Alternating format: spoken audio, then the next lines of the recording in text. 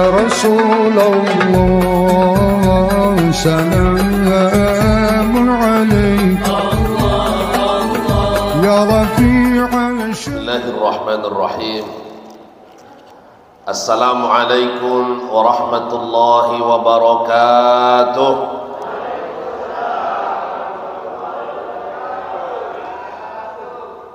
Alhamdulillahilladzi bini'matihi tatimmus salihat, wassalatu wassalamu ala sayyidis sadat wa ala alihi wa ashabihi ahlul fadaili wal karamat.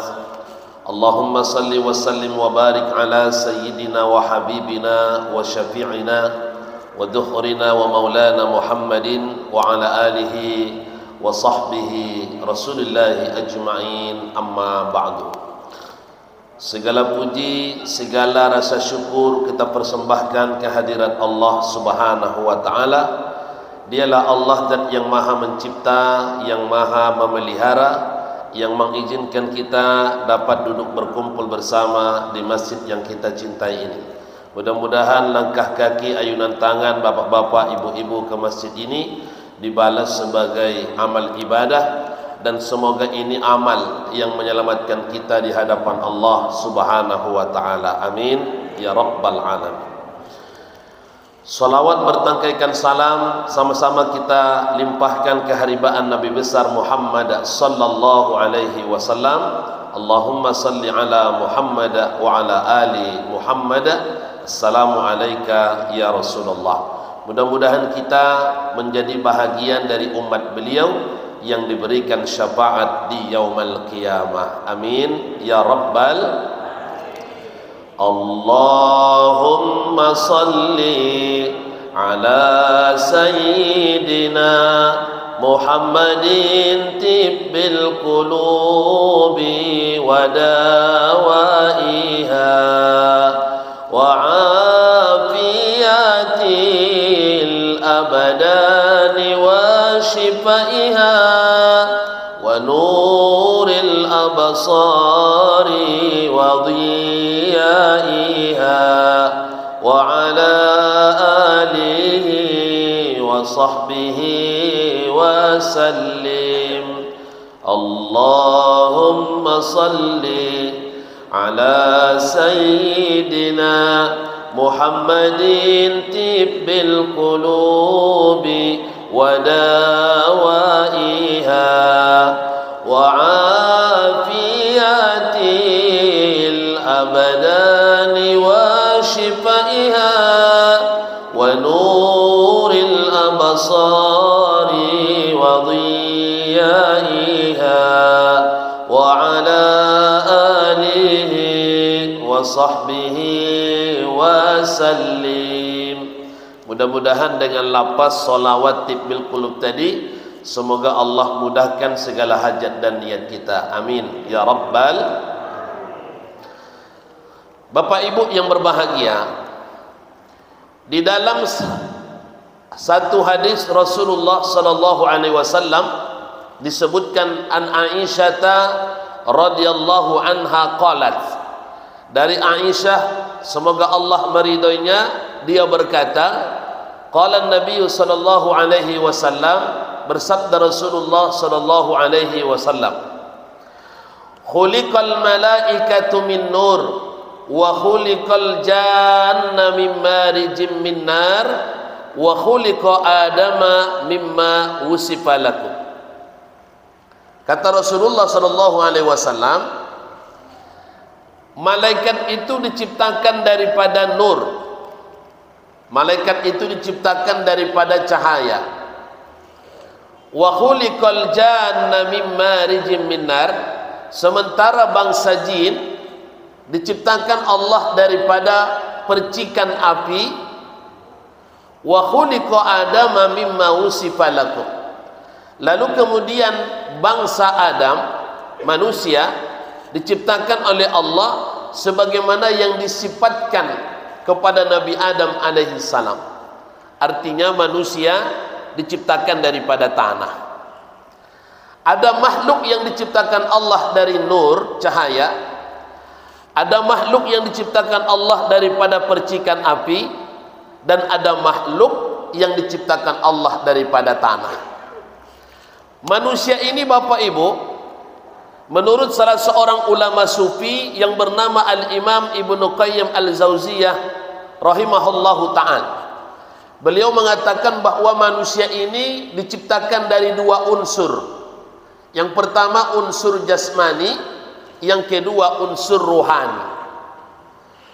Dua unsur inilah yang kemudian membuat satu kekuatan di dalam diri manusia, sehingga manusia itu hidup secara normal.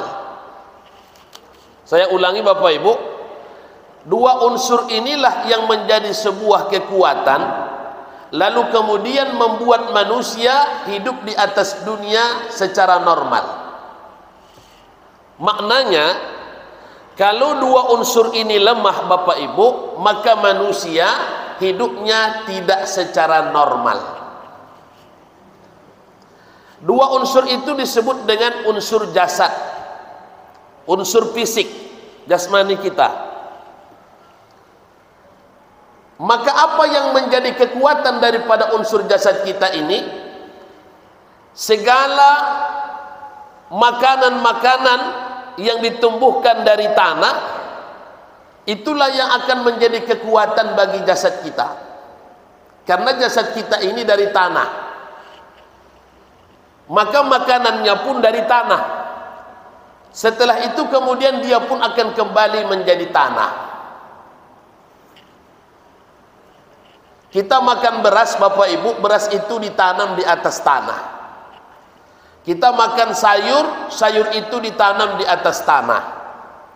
Kita makan buah, buah itu pun ditanam di atas tanah. Semuanya itu adalah untuk kekuatan jasad, untuk kekuatan fisik.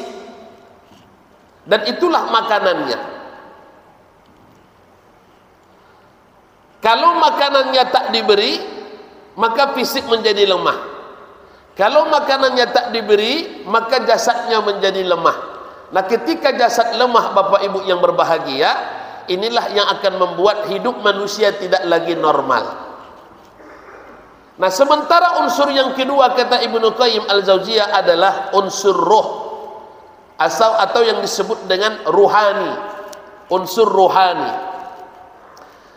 Unsur rohani ini Bapak Ibu bukan dari tanah, dia adalah dari Allah. Lalu kemudian Allah menciptakan ruh kita ini Bapak Ibu yang berbahagia sejak di alam arwah, sejak di alam ruh. Ada sebagian mengatakan sejak di zaman alam ajali, sebagian mengatakan di alam arwah. Ketika Allah menciptakan ruh itu Bapak Ibu, maka Allah mengambil kesaksian sebagaimana yang disebutkan dalam surah Al-A'raf ayat 172. Wa id akhadha rabbuka min bani adama min duhurihim dzurriyyatahum wa ashhaduhum ala anfusihim alastu bi rabbikum qalu bala syahidina. Dan ingatlah ketika Allah mengambil kesaksian dari seluruh keturunan Bani Adam, lalu kemudian Allah mengatakan alastu bi rabbikum, apakah kalian mengaku aku adalah Rabb kalian? Apakah kalian mau taat hanya kepadaku, menyembah hanya kepadaku? Maka semua kita dahulu mengatakan bala syahidina. Inilah kesaksian yang kita ucapkan, yang kita ikrarkan saat kita masih di alam arwah. Dari alam arwah itu Bapak Ibu kita berpindah ke alam kandungan, lalu kemudian berpindah ke alam dunia. Jadi antara jasad dengan ruh Bapak Ibu yang berbahagia itu memiliki peranan yang berbeda. Kalau tadi jasad kita memiliki kekuatan, kalau dia diberi dari makanan-makanan yang tumbuh daripada tanah, karena dia berasal juga dari tanah, lalu kemudian akan kembali menjadi tanah. Sementara ruh kita ini kekuatan dia bukan dari tanah Bapak Ibu. Apa yang membuat ruh kita ini menjadi kuat? Sesuai dari mana ruh itu diciptakan oleh Allah. Ruh itu adalah diberi oleh Allah, diciptakan oleh Allah, sehingga makanannya pun adalah sesuai dengan apa yang telah disyariatkan Allah Subhanahu wa ta'ala. Artinya Bapak Ibu, makanan ruh kita ini bukan beras, makanan ruh kita ini bukan nasi, bukan ikan, bukan sayur, bukan buah, bukan yang lain-lain, tapi makanan ruh kita ini adalah agama. Agama inilah yang akan membuat ruh kita memiliki satu kekuatan, sehingga kemudian kita pun menjalani hidup di atas dunia ini secara normal. Bayangkan Bapak Ibu yang berbahagia, ketika dua unsur ini lemah Bapak Ibu, kalau jasad yang lemah, maka kemudian jasad menjadi sakit. Ketika ruh yang lemah Bapak Ibu, maka ruh menjadi sakit, tapi sakitnya beda dengan sakitnya jasad. Kalau jasad sakit Bapak Ibu, maka dia hanya berdiam diri saja. Ketika kakinya sakit, maka dia hanya di rumah saja. Ketika kepalanya sakit, maka dia hanya di rumah saja. Ketika badannya panas, maka dia hanya di rumah saja. Tidak ada efek yang ditimbulkan untuk kemudaratan bagi orang lain kalau yang bermasalah itu adalah fisik. Tapi kalau sudah ruh yang sakit Bapak Ibu yang berbahagia, kalau sudah ruhnya bermasalah, maka bukan hanya efek kepada dirinya yang ditimbulkan dari itu, tapi juga mendatangkan mudarat yang sangat besar bagi manusia yang lain. Kalau ruh manusia ini sakit Bapak Ibu, bermasalah, maka mulailah dia mengerjakan perbuatan-perbuatan yang melanggar syariat. Kalau ruh manusia itu sudah bermasalah, mulai daripada pikiran, mulai daripada pandangan, mulai daripada gerak tubuh, itu semuanya cenderung kepada kemaksiatan. Kenapa orang mencuri Bapak Ibu? Orang mencuri bukan hanya sebatas dia karena lapar. Orang mencuri bukan hanya sebatas dia kekurangan uang, tapi ruhnya bermasalah. Kekuatan ruhaninya sedang bermasalah. Kekuatan ruhaninya sedang sakit Bapak Ibu. Maka dia mencuri itu bukan hanya untuk fisiknya, tapi memang ruhaninya sedang ada gangguan-gangguan, ada sesuatu yang bermasalah. Kenapa orang korupsi Bapak Ibu? Bukan karena dia kurang duit, tapi ruhaninya sedang sakit. Jadi kalau ruhani ini bermasalah, maka manusianya akan bermasalah di dalam menjalani kehidupannya. Oleh karena itu Bapak Ibu rahimakumullah, maka inilah tugas kita, bagaimana kita bisa membangun kekuatan dari dua unsur ini. Yang paling penting sebenarnya adalah membangun kekuatan daripada ruh kita, membangun kekuatan daripada ruhani kita. Karena kalau urusan jasad, kalau urusan fisik, semua kita ini insya Allah bisa, asalkan kita mau bergerak, asal kita mau bekerja tidak pemalas, maka insya Allah kita bisa makan. Tidak ada yang mesti kita takutkan dalam hidup ini, karena semua sudah diatur Allah rizkinya. Burung saja Bapak Ibu, pagi-pagi dia terbang dari sangkarnya, lalu kemudian dia berkeliling-keliling, dia mencari makanan dari pokok satu ke pokok kayu yang lain, dari daun yang satu kepada daun yang lain, maka sore harinya dia pulang ke sarangnya, dia sudah dalam keadaan kenyang, bahkan membawa makanan untuk anak-anaknya yang tinggal dalam sarang. Artinya apa? Rezeki seekor burung dijamin oleh Allah Subhanahu wa taala, dengan syarat mau dia bergerak dari tempat dia itu. Jadi kalau mau, bagaimana kemudian kita meyakinkan rezeki itu ada? Maka lihatlah filosofi seekor burung. Asalkan dia bergerak, insya Allah ada rezekinya. Tapi kalau dia bertahan di rumah, sudahlah, tertutuplah pintu rezeki itu. Maka tidak perlu kita terlalu khawatir tidak makan dalam hidup ini. Yang kita khawatirkan apa sebenarnya Bapak Ibu? Yang kita khawatirkan adalah ketika ruh kita ini mengalami gangguan, ketika ruh kita ini mengalami sesuatu yang bermasalah, yang akan membuat kita tidak normal menjalani kehidupan. Bapak Ibu rahimakumullah, maka apa yang kita buat malam ini, datangnya Bapak Ibu ke pengajian ini, Bapak Ibu setiap hari datang ke masjid, duduk bersama dalam majelis-majelis zikir, majelis-majelis ilmu, lalu kemudian di sela-sela waktu-waktu hari demi hari kita membaca Al-Quran, lalu kemudian zikir yang terus kita baca, tasbih yang kita pegang, dari satu butiran ke butiran yang lain kita ucapkan asma-asma Allah, semuanya itu sebenarnya adalah membangun sebuah kekuatan dalam ruhani kita. Kita sedang ingin menormalkan ruh kita ini, Bapak Ibu yang berbahagia.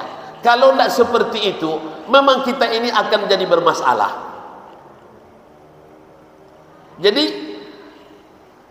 kalau manusia ini begitu seriusnya dia mengurus fisik, mengurus jasad, mestinya lebih serius lagi dia mengurus ruhnya, mengurus ruhaninya. Coba lihat Bapak Ibu manusia ini, begitu seriusnya dia menjaga 4 sehat 5 sempurna itu, makanan 4 sehat 5 sempurna. Padahal itu kan untuk kekuatan fisik, untuk kekuatan jasad. Manusia mati-matian dia mencari itu, berolahraga, berkeringat habis-habisan, maraton, jalan berkilo-kilo ditempuh orang, main badminton sampai sosak ongok dibuatnya, sosak napas dibuatnya. Itu semuanya untuk urusan fisik. Tapi anehnya Bapak Ibu yang berbahagia, orang kalau maraton bisa dia berkilo-kilo maraton. Tapi anehnya manusia ini, begitu dekatnya tempat dia, tempat tinggalnya dari rumahnya ke masjid, tapi manusia ini tak sanggup untuk mendatangi masjid. Itu artinya apa? Manusia ini sedang ada masalah. Coba lihat tengok Bapak Ibu, pagi-pagi semangat dia pakai baju, semangatlah penampilannya, semangat, ya kan? Kan nampak itu dari bajunya, dari sepatunya. Itu yang dia lakukan itu untuk fisik. Kenapa tidak seserius itu manusia ini untuk kemudian mengurus ruhnya, mengurus rohaninya? Sementara yang penting itu sebenarnya perkara ruh, bukan perkara jasad. Bapak Ibu rahimakumullah, cobalah kita lihat Nabi Ayub alaihissalam. Kita ingin mencontohkan bagaimana kekuatan ruh yang dibangun itu, walaupun fisiknya bermasalah, tapi ruhnya kuat, ada kekuatan, maka akan melahirkan manusia seperti Nabi Ayub alaihissalam. Nabi Ayub itu Bapak Ibu, disebutkan dalam satu riwayat, sakit yang dia derita itu bukan dalam kurun waktu yang singkat. Ada yang menyebut 9 tahun, ada yang menyebut 13 tahun, bahkan ada riwayat yang mengatakan Nabi Ayub itu sakit selama 19 tahun. 19 tahun. Sebelum datang sakit Bapak Ibu, sudah bertubi-tubi ujian datang kepada Nabi Ayub. Pertama-tama Allah cabut seluruh harta yang dimiliki oleh Nabi Ayub. Semua ternaknya habis, semua usahanya habis, tak ada yang tersisa Bapak Ibu. Ibarat orang yang kaya raya hari ini tahu-tahu menjadi miskin papa Bapak Ibu. Mungkin kalaupun ada orang awalnya kaya Pak, lalu kemudian Allah buat miskin papa, itu bertahap, berproses. Nabi Ayub tidak. Hari ini dia kaya raya, hari ini juga dia menjadi miskin papa. Apakah membuat Nabi Ayub lemah dengan itu? Tidak. Setelah diuji dengan harta Bapak Ibu, diuji lagi dengan anak-anak, diuji lagi dengan anak-anak, keluarga. Kemudian yang terakhir Allah uji lagi Nabi Ayub dengan penyakit Bapak Ibu. Tapi tidak membuat Nabi Ayub itu lemah. Sampai kemudian penyakit yang diderita Nabi Ayub ini penyakit yang langka. Kenapa dikatakan langka? Karena tidak ada orang yang menderita penyakit seperti itu. Kalau kita ini sakit Pak, sakit yang kita derita itu sama dengan yang dialami orang, itu lebih ringan mental kita menghadapinya daripada kita sakit, tapi sakit kita ini tak dialami oleh orang. Nabi Ayub tidak. Ketika datang penyakit mengujinya Bapak Ibu, penyakit itu langka, tak dimiliki, tak pernah ditimpakan kepada manusia yang lain. Hingga kemudian Nabi Ayub alaihissalam tetap kuat, tetap kemudian dia tidak lemah, tapi malah kemudian dia berdoa kepada Allah Subhanahu wa taala. Ya Allah, jangan biarkan ulat-ulat yang hinggap, yang menggigit tubuhku ini sampai menggerogoti hatiku ini, karena aku khawatir ketika hatiku ini digerogoti oleh ulat-ulat yang ada pada tubuhku ini akan membuat aku kehilangan berzikir kepadamu ya Allah. Sementara yang lain Nabi Ayub tidak risaukan. Nah, ini yang saya contohkan Bapak Ibu. Kalaupun fisik jasad bermasalah, kalaupun fisik jasad kita ini lemah Bapak Ibu berbahagia, tapi kalau ruhaninya kuat, maka seseorang itu akan kembali menjadi kuat. Akhirnya kemudian ujian demi ujian itu dialami oleh Nabi Ayub alaihissalam sampai kepada masa waktu Allah Subhanahu wa taala mengatakan, wahai Ayub, hentakkan kakimu di atas tanah. Maka Nabi Ayub menghentakkan kakinya di atas tanah, lalu kemudian memancarlah air Bapak Ibu rahimakumullah. Setelah air itu memancar, barulah Allah perintahkan kepada Ayub untuk mandi dengan air itu.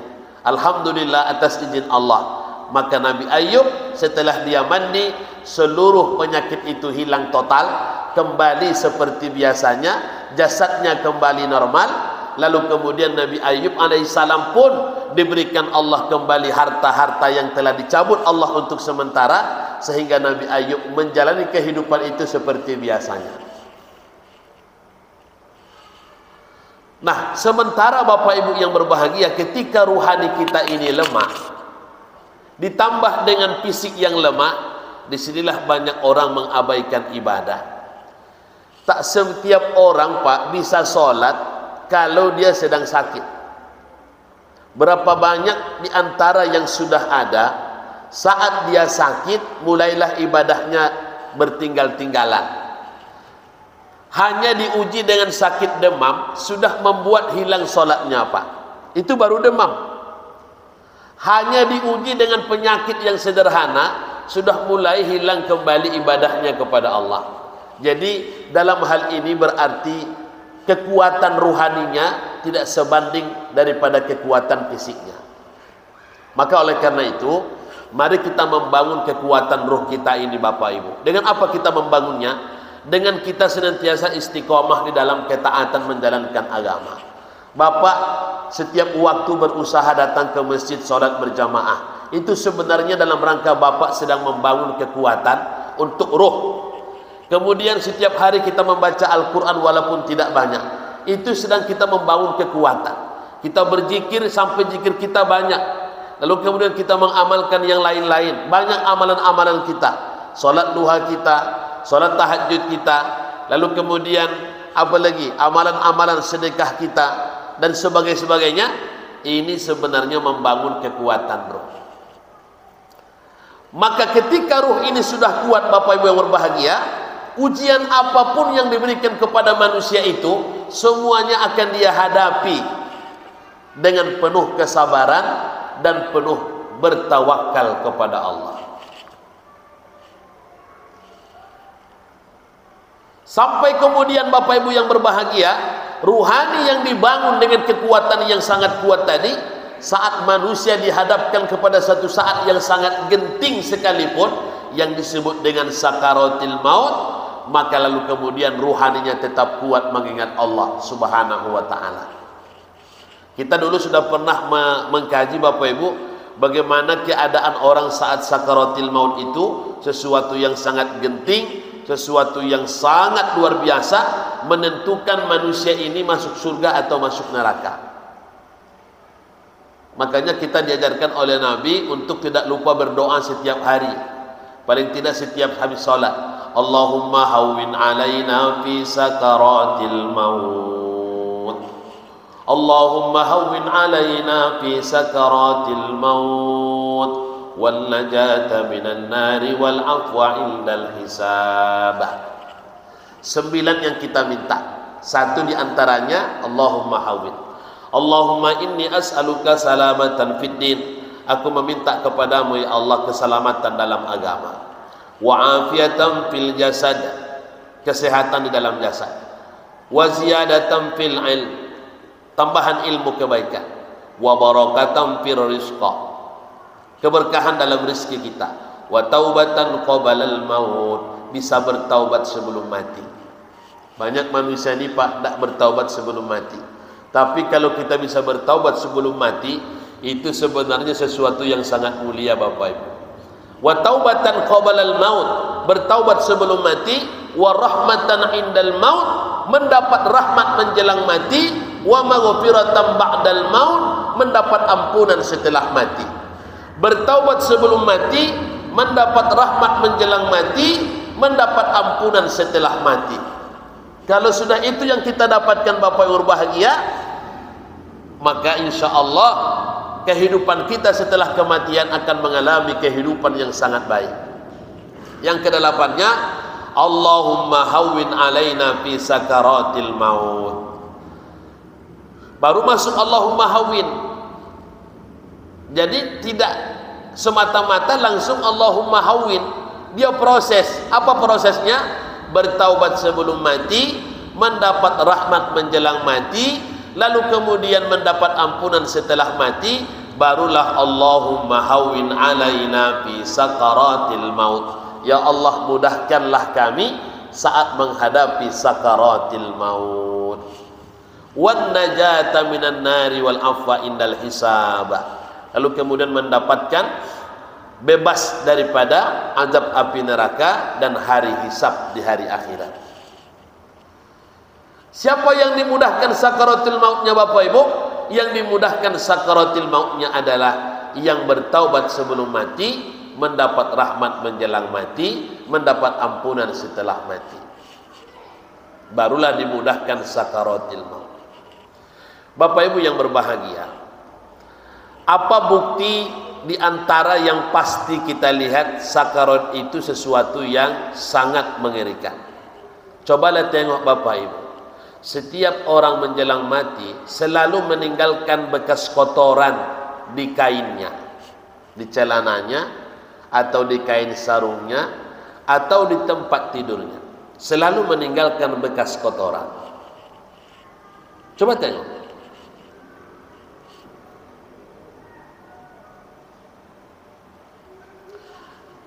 Jadi kenapa sampai kemudian kotorannya itu keluar? Itu karena luar biasa sakaratul maut itu. Sedangkan kita mengangkat beban saja Bapak Ibu, mengangkat barang, walaupun barang yang kita angkat itu tak sesuai dengan porsinya, itu tidak sempat keluar kotoran kita. Bagaimanapun kita bekerja, pekerjaan yang kita lakukan itu sesuatu yang sangat luar biasa sekalipun, belum pernah sempat mengeluarkan kotoran kita. Tapi kalau sudah urusan sakaratul maut Bapak Ibu, dia meninggalkan bekas kotoran.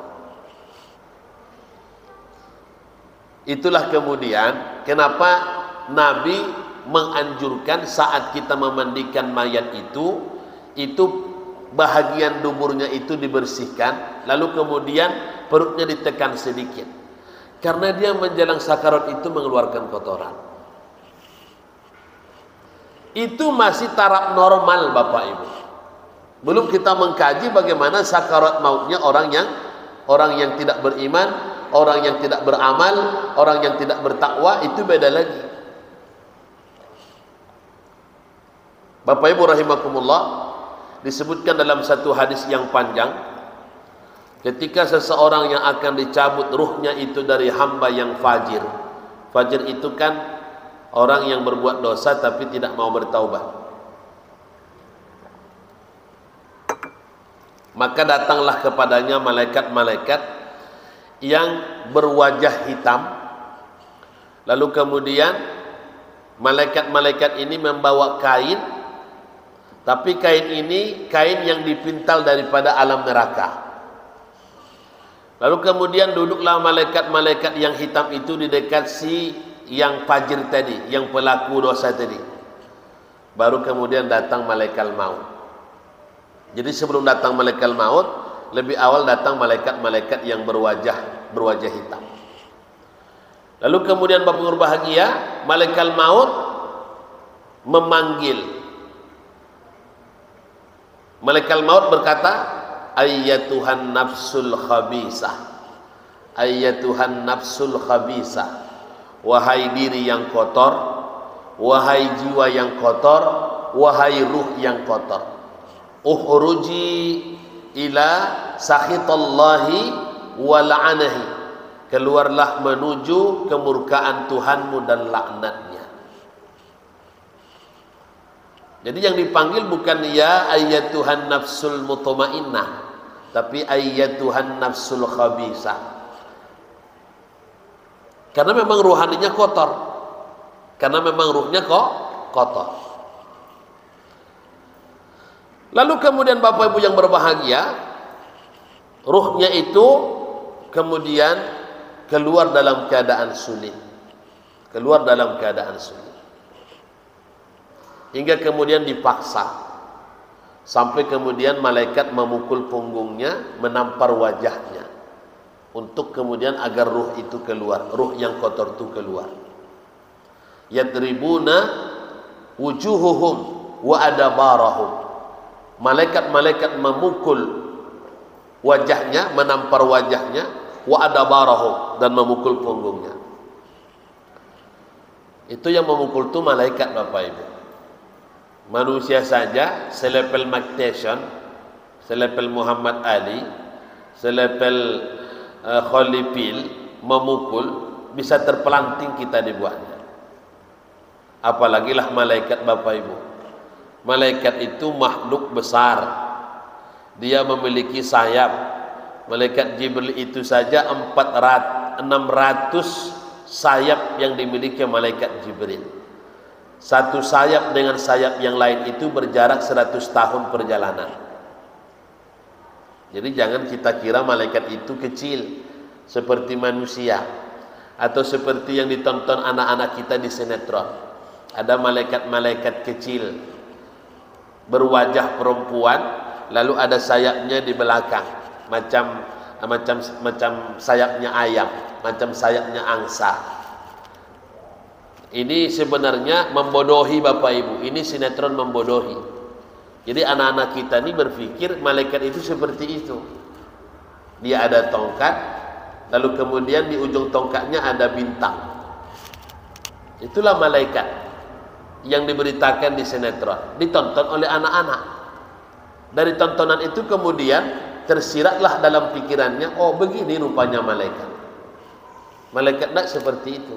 Malaikat memiliki sayap, iya, memang itu disebutkan dalam hadis. Tapi jangan kita pikirkan sayap malaikat itu macam sayapnya ayam, macam sayapnya burung. Tidak. Bagaimana sayapnya malaikat, tidak bisa kita ketahui. Sedangkan Jibril saja Bapak Ibu tidak pernah menampakkan wujud aslinya di bumi. Datang Jibril menghantarkan ayat kepada Nabi waktu Nabi di Gua Hira, itu ayat pertama itu surah Al-Alaq.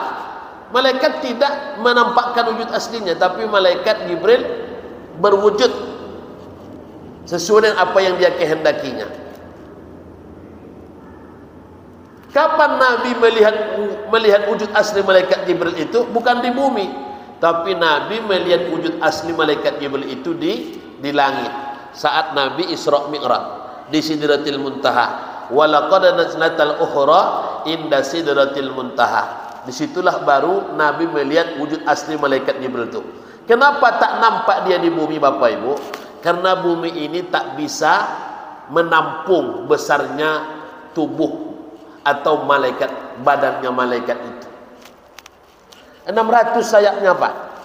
Beda lagi dengan malaikat Israel, malaikat maut. Dia sayapnya 4000 sayap. Sedangkan 600 saja tadi tak bisa bumi menampung. Jadi kenapa bisa ada orang mati serentak, harinya sama, jamnya sama? Karena memang bumi ini bagi malaikat Israel ibarat sebutir nasi, ibarat sebutir beras. Makanya tidak ada malaikat yang menampakkan wujud aslinya di bumi Pak. Semuanya malaikat itu hanya bisa hidup di langit. Mereka di langit. Karena langit itu lebih luas daripada bumi. Baitul Ma'mur saja setiap hari masuk malaikat bertawaf 70.000 malaikat. Itu Baitul Ma'mur. Setiap yang masuk tak keluar lagi. Begitulah setiap hari sampai hari kiamat. Nah, berbicara lagi tentang surga Bapak Ibu, surga itu seluas langit, seluas bumi. Jadi jangan dikira surga itu seperti Indonesia ini. Enggak. Surga itu seluas langit, seluas bumi. Sudah begitu luasnya surga Bapak Ibu, enggak dapat awak masuk ke dalam. Ayolah parah gitu. Memanglah bermasalah betul lah kita. Jadi dipaksa ruh itu keluar Bapak Ibu berbahagia, karena ruh yang bermasalah tadi itu tak mau keluar, dipaksa sampai malaikat memukul. Dalam keadaan yang menyakitkan Bapak Ibu yang berbahagia, maka ruh itu terpaksa dikeluarkan, barulah ditaruh di atas kain kafan yang ditimpal, ya, yang ditimpal kain ini daripada neraka. Itulah ditaruh di atas kain yang dibawa oleh malaikat yang berwajah hitam tadi. Lalu kemudian dari ruh itu kemudian keluarlah aroma yang tidak sedap, aroma yang bau, yang busuk. Seperti itu Bapak Ibu. Jadi oleh karena itu Bapak Ibu berbahagia, maka pada kesempatan malam yang sangat berbahagia ini, teruslah kita berjuang untuk membangun kekuatan ruh agar kemudian kita hidup secara normal, berpikiran normal, berbuat secara normal, tidak melanggar aturan syariat. Selama ruh kita ini tidak sehat Bapak Ibu, maka selama itulah kelakuan kita pun tidak akan sehat. Orang akan terus berbuat dosa selama ruhnya tidak sehat, tapi kita tidak masuk dalam golongan itu. Tapi berusahalah kita membangun ruh kita ini dengan semangat, seperti semangatnya kita membangun jasmani. Mudah-mudahan kita besok menghadap Allah dalam keadaan ruh yang disebut dengan ayyatuhan nafsul mutmainnah. Bapak Ibu berbahagia, malam ini agak berbeda daripada biasanya. Biasanya maghrib saya sudah sampai dan sampai isya. Tapi malam ini saya minta agak berbeda. Saya pun tidak bisa isya di sini, mengajarkan ada jadwal ke Jalan Kasa Sudirman. Jadi kata Sahibul Bait, tolong Pak Ustadz diusahakan segera. Jadi saya mohon izin, mohon pamit dulu Bapak berbahagia. InsyaAllah kita ketemu di waktu yang lain. Billahi taufiq wal hidayah. Subhanakallahumma rabbana wa bihamdika asyhadu an la ilaha illa anta astaghfiruka wa atubu ilaik. Assalamualaikum warahmatullahi wabarakatuh.